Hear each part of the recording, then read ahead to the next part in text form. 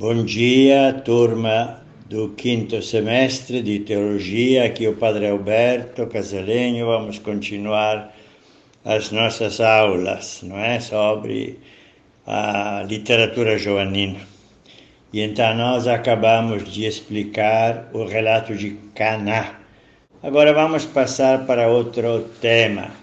Eu tenho outro sinal. Prometi de explicar 2 sinais, que seria o sinal do cego de nascença, a cura do cego de nascença, que vocês encontram no livro, no capítulo 16, começando pela página 287 até a página 300.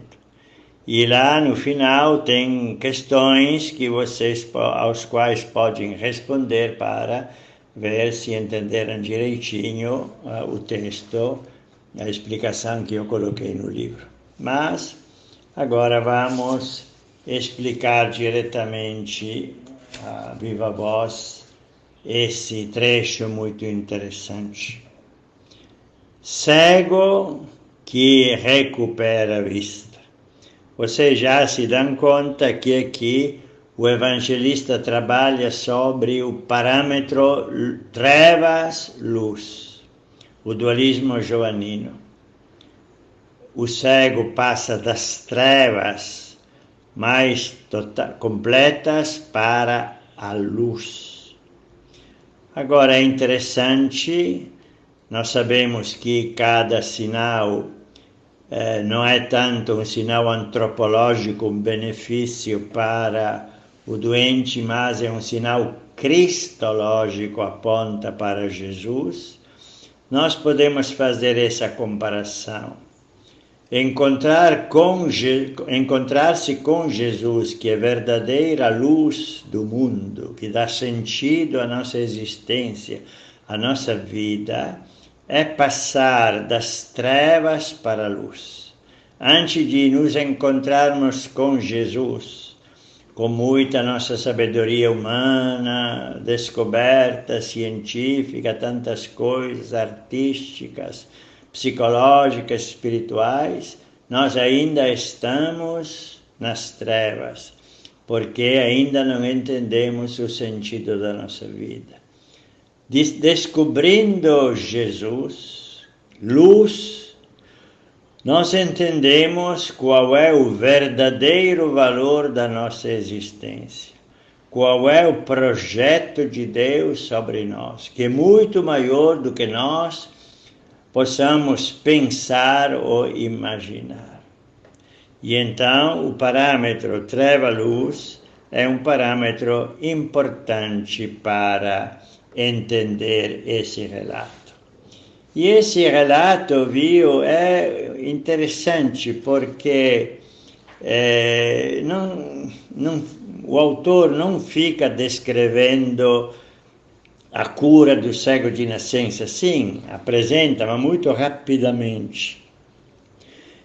Várias vezes os vários adversários pedem ao cego como você foi curado.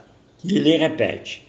Porém, o interesse não é sobre a cura, mas sobre a reação dos vários grupos do judaísmo antigo que tomam posição a respeito da cura feita por Jesus. E então temos aqui nesse relato uma apresentação do mundo judaico, da época mais do evangelista do que da época de Jesus, que toma uma posição a respeito da pessoa de Jesus. Um pouco como já nós encontramos no capítulo 7 e 8, os judeus são contrários por motivos particulares que nós já analisamos. A mesma coisa.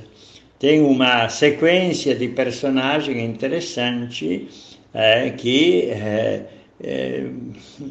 enfrentam esse problema da cura e tomam posição não a respeito da cura, que ninguém pode negar, mas a respeito da pessoa que fez essa cura. Então vamos a começar, vamos tomar o texto e vamos começar a ler.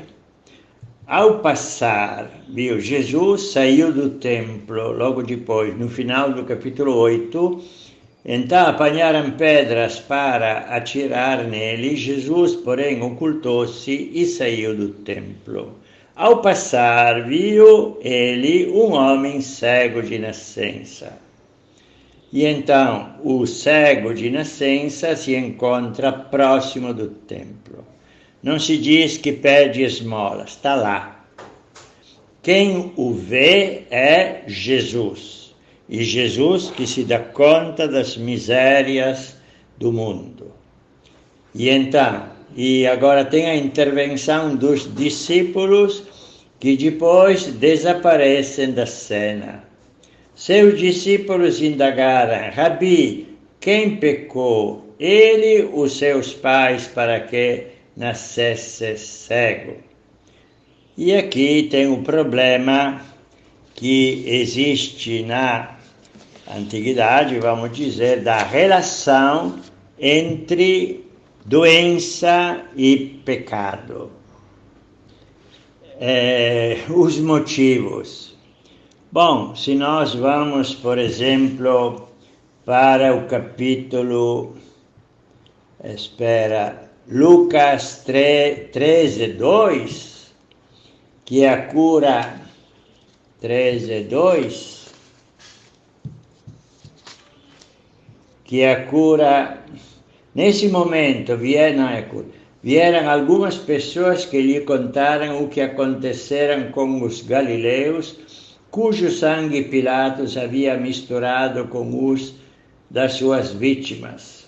Tomando a palavra, ele disse: acreditais que por terem sofrido tal sorte, a nossa pandemia, esses galileus fossem mais pecadores do que todos os outros galileus?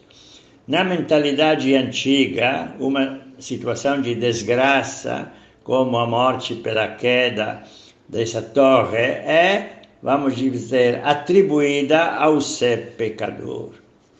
E por causa de que essa situação? Por causa que, por exemplo, no Êxodo, capítulo 25, ou 34:7, se destaca que Deus pune o pecado do homem até a terceira e a quarta geração.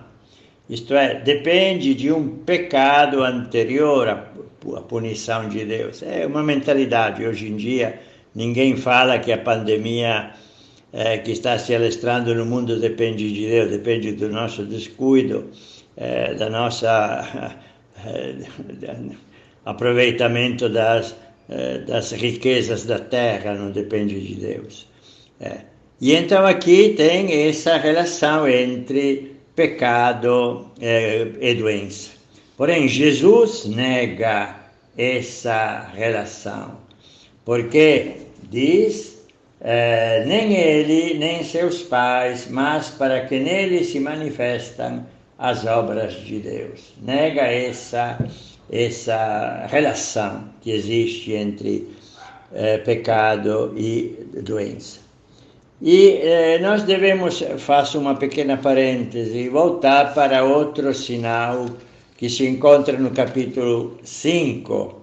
O homem que por 38 anos se encontra na beira da piscina de Betesda, em Jerusalém, e não consegue se jogar na água, de acordo com um mito daquela época, que a água era agitada por parte de um anjo, e quem primeiro entrasse na água ficava curado. Deixamos lá.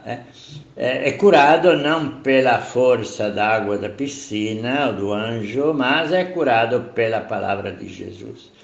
Agora, aqui nós encontramos um pequeno pormenor, sempre no capítulo 5, versículo 14. Quando Jesus o encontrou no templo, lhe disse: eis que estás curado, não peques mais, para que não te suceda algo ainda pior. O homem é pecador, claro que esse homem era pecador como todos nós, Porém, aqui não tem uma relação entre pecado e doença. A doença desse homem que, à luz de Marco, que descreve a mesma, que fala, levanta-te, toma o teu leito e anda, poderia ser um paralítico, mas não tem evidência, é um homem desprovido, símbolo da humanidade sofredora, como já falei, talvez. E então, aqui não se destaca que a doença pode ter como causa o pecado. Jesus o exorta, não peque mais, porque não te suceda algo de pior, porque Jesus lhe fala, levanta-te, com o verbo da ressurreição, toma o teu leito e anda, começa uma vida nova, uma vida de graça, porque essa ressurreição, simbolizada no gesto de levantar, implica uma fidelidade particular a Deus. Não peque, para que não te aconteça algo pior. Não é a doença, outra doença, mas é a possibilidade de não acertar o objetivo da vida, isto é, a danação eterna. Então aqui não se fala, não se coloca em relação doença com pecado. E outra coisa, se coloca aqui por parte dos discípulos que representam a mentalidade do povo daquela época. E Jesus fala então que, os discípulos, quem pecou? Seus pais. Bom, o pecado é punido nos filhos, já vimos Êxodo 20.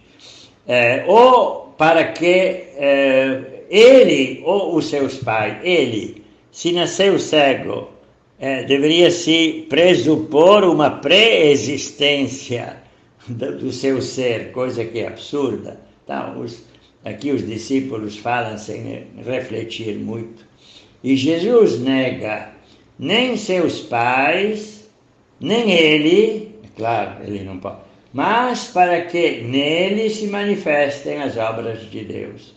Jesus exorta os discípulos não a olhar para o passado, um olhar, vamos dizer, arqueológico no passado, mas olhar para o futuro, para que se manifestem as obras de Deus. E então para a escatologia, as doenças, as situações tristes da nossa vida vão ter uma recuperação misteriosa e providencial por parte de Deus no mundo futuro. Então, um conselho, os doentes que estão hoje em dia acamados, ou as pessoas que têm problema de deficiência física, não olhamos para o passado, quem foi os pais, o que aconteceu porque nascesse dessa forma, os Down, os que ficam nos manicômios. Olhamos para o futuro, porque cada vida humana tem o seu valor, é amada por Deus e Deus quer transfigurar essa vida. Agora vamos terminar aqui. Agora